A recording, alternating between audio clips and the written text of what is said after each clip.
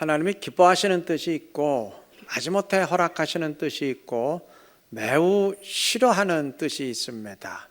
솔로몬이 자신의 부귀 영화보다 이스라엘을 하나님의 뜻대로 통치하기 위한 지혜를 구했을 때 하나님 지혜를 주셨습니다. 하나님이 기뻐하시는 뜻이었습니다. 느헤미야가 예루살렘의 성벽 재건을 위해서 페르시아의 높은 지위를 버리고 예루살렘으로 돌아가기를 간구했을 때 하나님은 보내주셨습니다. 그의 기뻐하시는 뜻이었습니다. 반면 기드온이 정말 자신을 통해 하나님이 이스라엘을 구원할 것이 확실한지 여호와께 표징을 요청하고 또 요청했을 때 하나님은 보여주셨습니다.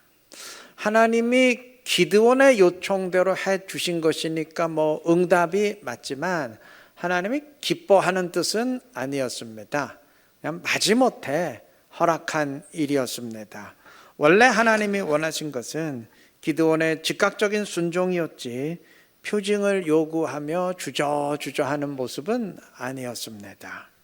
몇 주 전 설교에서 발람을 언급했었는데 모압 왕의 초청에 응하지 말라는 하나님의 명령에도 불구하고 발람이 좀 가면 안 되겠습니까? 끈질기게 요청했을 때 하나님은 가라 말씀하셨습니다. 하나님이 가라고 응답하셨으니 하나님의 뜻인 건 맞지만 하나님이 기뻐하시는 뜻은 아니었습니다. 매우 싫어하는 뜻이었습니다. 발람의 거듭되는 요청에 그냥 갈 테면 가라 하나님이 포기한 것이었어요. 오죽 하나님이 싫어하셨으면 발람이 가는 도중에 여호와의 사자가 칼을 빼들고 발람의 길을 막아서고 나귀가 사람의 말을 하면서 그를 책망했겠습니까? 여러분, 하나님의 응답이라고 하나님의 허락이라고 다 자신만만할 게 아니에요. 다 안도할 게 아닙니다. 하나님이 싫어하시는 허락이 있고 반대로 기뻐하시는 거절도 있습니다. 다윗이 성전을 짓겠다고 간구했을 때 하나님은 안 된다 거부하셨습니다. 하나님이 끝까지 거부하신 이상 다윗의 간구는 하나님의 뜻에 맞지 않는 간구였습니다. 그렇다고 하나님이 너는 왜 내 뜻에 어긋나는 것을 간구하느냐 하면서 진노하셨습니까? 아니죠. 거부는 하셨지만 하나님의 집을 쉽게 지어 드리려는 그 다윗의 마음은 매우 기뻐하셨습니다. 우리 명심하십시다. 내 뜻대로 응답되었다고 무작정 좋아할 일도 아니고 하나님이 끝까지 내 뜻을 막으신다고 낙담할 일도 아닙니다. 하나님이 진노하시는 응답도 있고 매우 기뻐하시는 거부도 있음을 알아야 됩니다.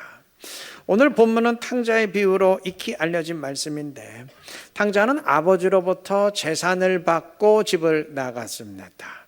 탕자가 아버지 재산 도둑질한 것 아닙니다.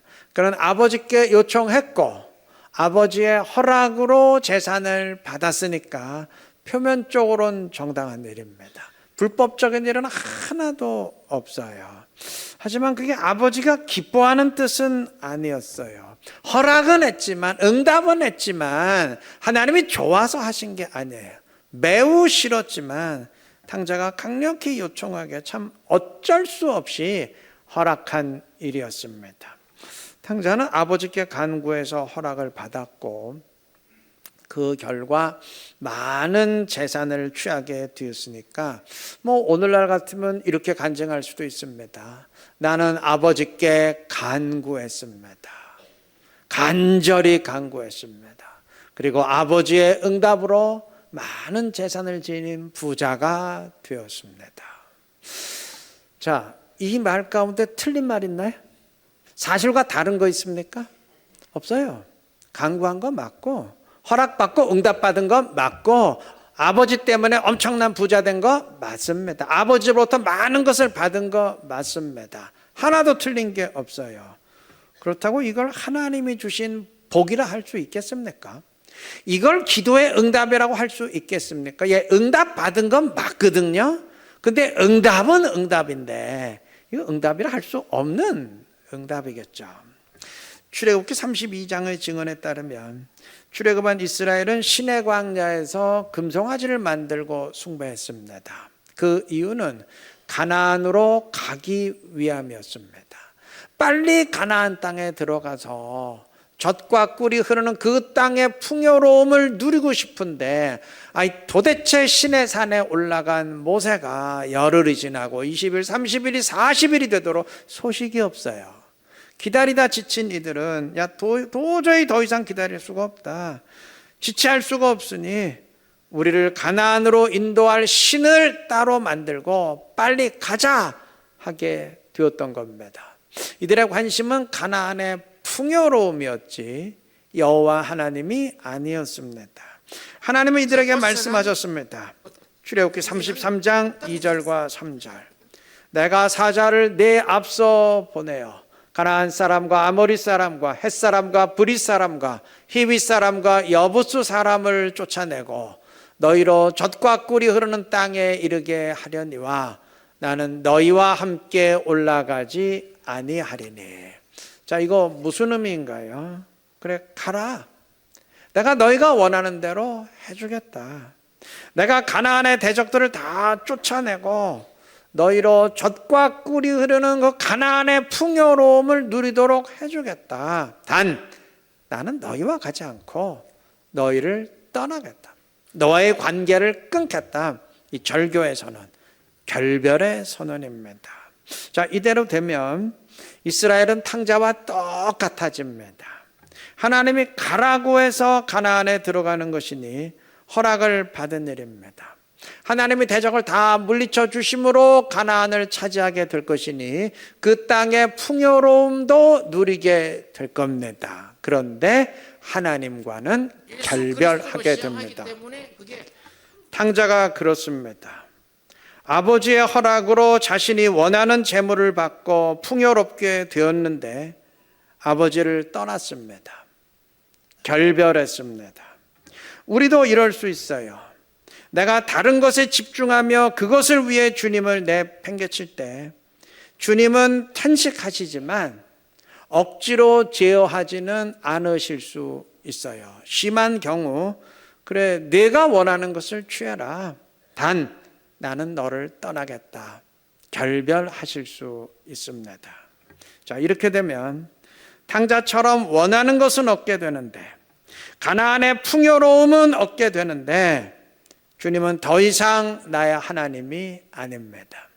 내가 원하는 것은 얻게 되는데 하나님은 잃어버립니다. 어리석은 자들은 이걸 하나님이 응답하신 복이라고 좋아합니다. 더 어리석은 자들은 그것을 칭송하며 예수 믿고 성공한 사람이라고 부러워합니다. 성공 아니죠. 망한 겁니다. 이거 복 받은 거 아닙니다. 재앙입니다. 여러분, 세상엔 이래도 흥하고 저래도 흥하는 길이 있고 이래도 망하고 저래도 망하는 길이 있어요.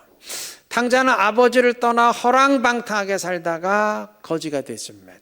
거지가 됐으니 망한 거죠. 그런데 만약 탕자가 받은 재산을 잘 활용해서 더 큰 부자가 되었다면 어땠을까요? 그러면 흥한 것인가요? 아닙니다. 그나마 탕자가 거지가 되었기에 아버지께 돌아간 것이지 더 큰 부자가 되었다면 영영 돌아가지 않았을 겁니다.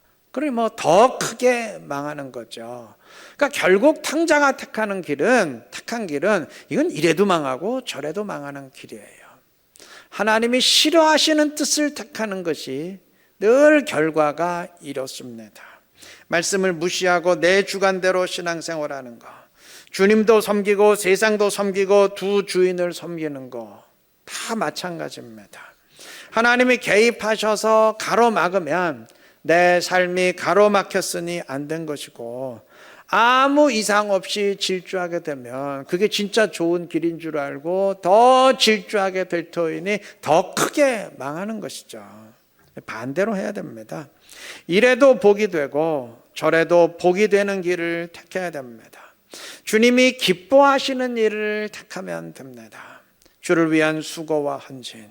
주님이 갚으시면 복이 되고, 만약 갚지 않으시면 하나님 나라에서 더 크게 갚을 터이니 더 큰 복이 될 것입니다.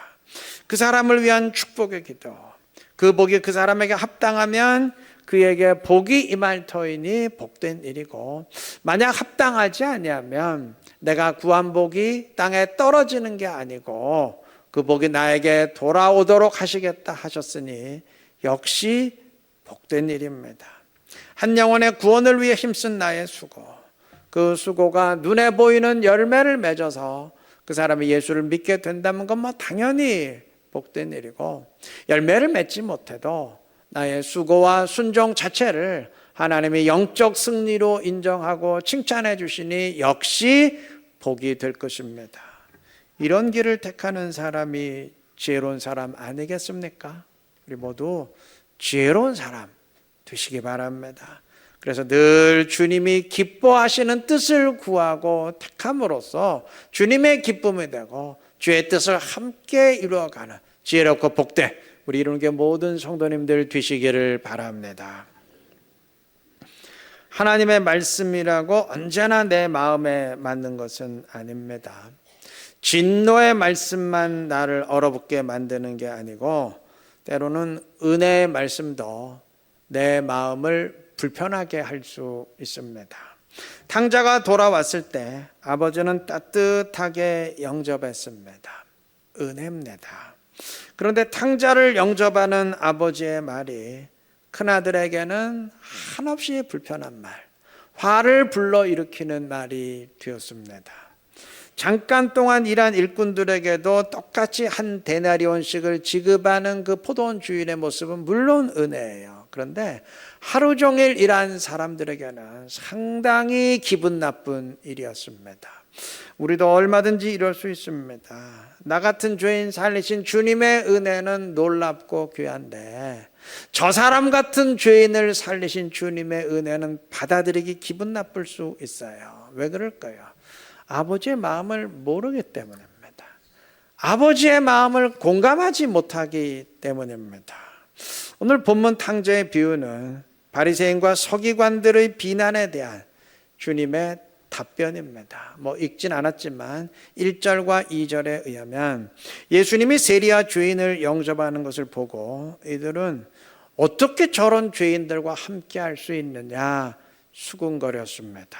예수님은 세 가지 비유를 통해서 이들에게 말씀하셨는데 보면 탕자의 비유가 그 가운데 하나입니다. 주님은 이 비유를 통해서 하나님 아버지의 마음을 알려주고 계십니다. 은혜가 무엇인지를 가르쳐주고 계십니다. 바리새인들, 특히 그 가운데 서기관들은 율법의 말씀엔 정통했지만 그 율법 말씀을 주신 아버지 하나님의 마음은 몰랐어요. 그래서 어찌 저런 자들을 영접하느냐 비난했던 겁니다. 여러분, 이 탕자의 비유에 큰아들이 나오는데 이 비유의 큰아들이 바로 이들입니다. 만약 큰아들이 아버지의 마음을 알고 공감했더라면 탕자가 돌아오기만을 고대하고 안타까워하는 그 아버지의 마음을 알았더라면 다른 일 제쳐놓고라도 탕자를 찾아 나섰어야 됩니다. 그게 진정한 효입니다. 아버지는 큰아들이 집안일 열심히 하는 데는 별 관심 없어요. 그 별 관심 없는 일입니다. 그거 안 해도 좋으니 제발 탕자 좀 찾아와라. 그게 아버지 마음입니다. 오늘 우리가 큰아들처럼 되어선 안 됩니다. 나름대로 자기 딴에는 주의 일 한다고 이거 한다고 저거 한다고 돌아다니는데 주님의 마음을 몰라선 안 됩니다. 주님이 우리를 향해서 그런 거 안 해도 좋으니까 제발 내가 원하는 것을 좀 하면 안 되겠니? 단식하게 해선 안 될 것입니다. 우리가 세렝복 축제를 하는 이유 가운데 첫 번째는 큰아들처럼 되지 않기 위해서입니다. 다른 일 하다가 정말 아버지 하나님이 원하시는 것을 놓치지 않기 위해서입니다. 찾아 나서야 됩니다. 아버지 하나님의 품을 떠난 사람들, 하나님이 택한 자임에도 아직 주님을 모르고 영적으로 방황하는 사람들, 주님께로 인도해야 됩니다. 세령복 축제 이제 2주 남았죠. 막바지에 이르렀는데 세령복 축제 기간에만 우리가 관심을 지녀선 안 되겠죠. 이건 하나의 계기를 위한 것이고요. 늘 아버지 하나님의 마음이 어디에 있는지 늘 그것을 기억하고 그가 가장 원하시는 일에 최선을 다하는 우리가 되시기 바랍니다. 그래서 주님과 같은 마음을 품고 주님의 기쁨이 될 수 있는 지혜롭고 신실한 우리 이루는 교회 모든 성도님들 되시기 바랍니다. 이스라엘의 시조는 야곱입니다. 그 자신의 이름이 야곱에서 이스라엘로 바뀌었고 그의 12아들이 이스라엘 12지파의 조상이 됐습니다. 얼핏 생각하기에 야곱보다는 아브라함이 더 이스라엘의 시조로 타당할 것 같은데 하나님은 야곱을 세우셨습니다. 왜 그러셨는지 정확한 이유는 모르겠지만 한 가지는 알 것 같아요. 여러분, 야곱의 마음이 아버지 하나님의 마음을 제일 닮았습니다. 야곱의 할아버지 아브라함과 아버지 이삭은 자식들을 다 품어주지 못했고 내쳤는데 야곱은 12아들을 다 품었습니다. 근데 그의 12아들은 요셉을 제외하면 정말 다 탕자들입니다. 아니 탕자보다 훨씬 더한 인간들이에요. 이 사람들은 동생을 죽이자고 작당하고 노예로 팔았어요. 이거 인간이라고 할 수 있겠습니까? 큰아들은 어머니와 근친상간을 저지른 그 막장인간이고 둘째와 셋째인 시므온과 레위는 세겜 부족 전체를 칼로 다 죽여버린 학살자들입니다. 그러니까 이들에 비하면은 탕자가 모범생으로 보입니다. 그런데 야곱은 이 탕자 같은 자식들을, 아니 탕자보다 훨씬 더한 이 자식들을 한 명도 내치지 않고 전부 품었습니다. 야곱에게 오늘 본문이 증언하는 하나님 아버지의 마음이 있었습니다. 은혜의 마음이 있었습니다. 아마 이 부분이 하나님이 그를 이스라엘의 시조로 세우는데 크게 작용하지 않았을까 그런 생각이 듭니다. 아마 하나님이 너에겐 나의 마음이 있다. 너의 삶에는 은혜의 원리가 흐르고 있다. 내가 시작할 이스라엘의 원리가 곧 그것이다 하지 않으셨을까 싶습니다. 야곱에게 은혜가 흐르고 있었다는 건 성경을 통해서 우리가 쉽게 알 수가 있습니다.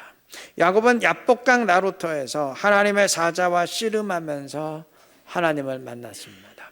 이후 그는 에서를 만나는데 에서가 야곱의 그 가족들을 보면서 이 사람들이 누구냐 질문하자 그는 하나님의 은혜를 언급합니다.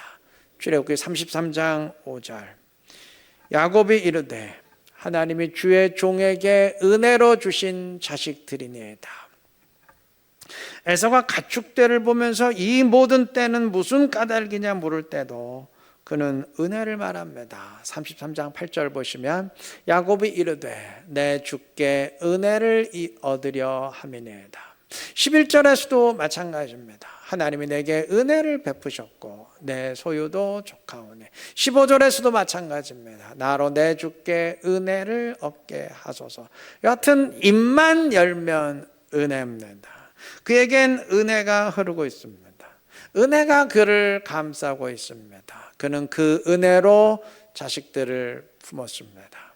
하나님 나라의 원리가 은혜라면, 이스라엘의 원리가 은혜라면 그가 시조가 된 것은 전혀 이상한 일이 아닙니다.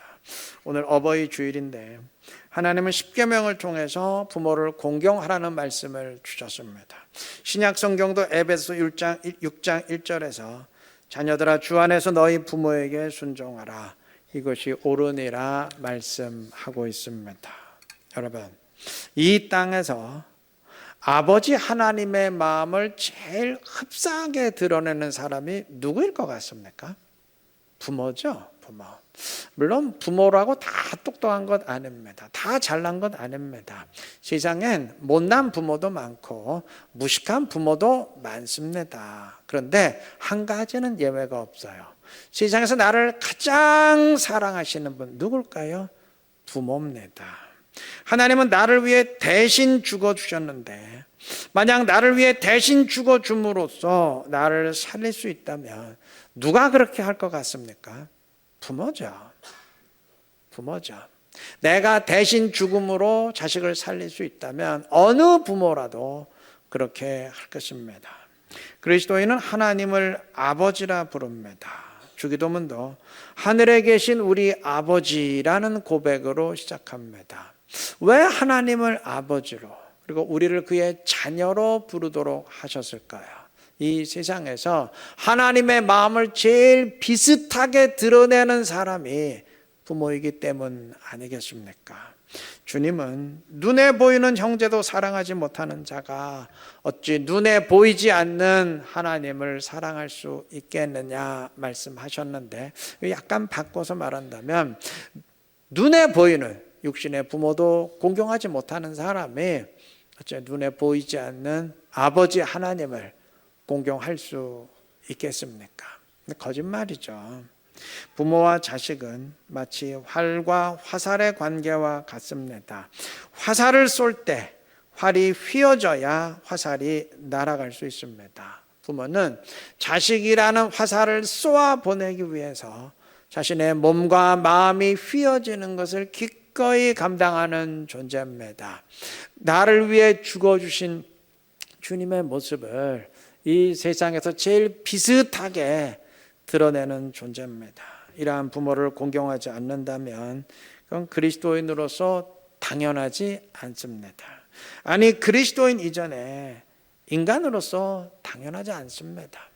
인간도 되지 못하는데 어떻게 그리스도인이 되겠습니까?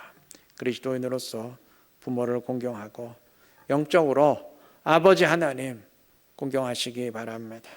아울러 그리스도인으로서 아버지 하나님의 마음을 품으시기를 바랍니다. 내 삶에 은혜가 넘치는 은혜의 원리가 흐르는 은혜의 사람 되시기를 바랍니다. 그리고 그 은혜를 다른 사람에게 전달하는 은혜의 전달자, 은혜의 통로 되시기를 바랍니다. 그래서 하나님을 사랑하고 사람을 사랑하며 주님의 모습을 드러낼 수 있는 지혜롭고 복된 우리 모두가 되시기를 그리스도의 이름으로 축원합니다.